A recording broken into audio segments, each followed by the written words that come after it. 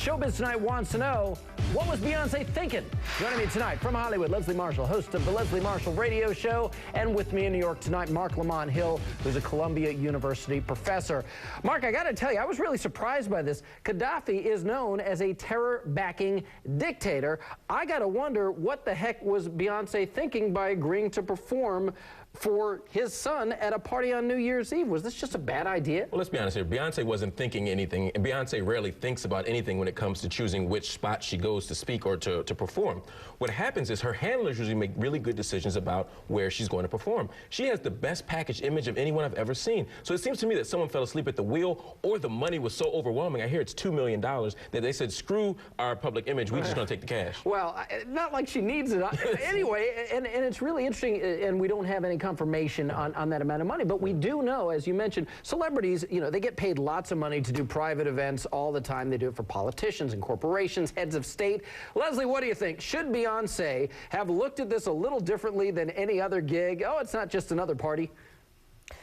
Definitely, and it has nothing to do with December 25th and that attempted attack, because that's a different country. That's Nigeria, and this is not Gaddafi, this is his son. But let's look at the son.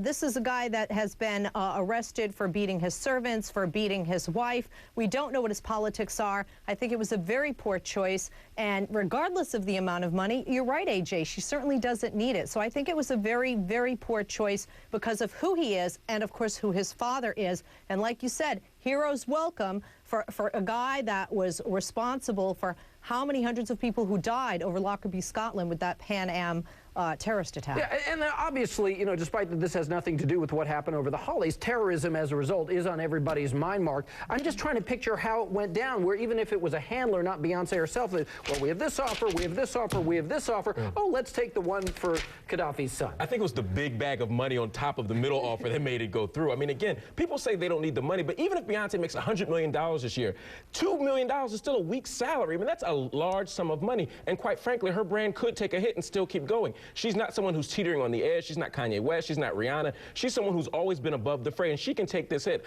I'm not saying she did it on purpose, but surely it wasn't that bad of a move if you get $2 million at the end of the day. Yeah, and sometimes, you know what, it's hard to pass up the money. You got that right. All right, another story that's making big news tonight, Rihanna stepping out with a new man. Now, Rihanna has been spotted canoodling in Cabo with LA Dodgers outfielder Matt Kemp.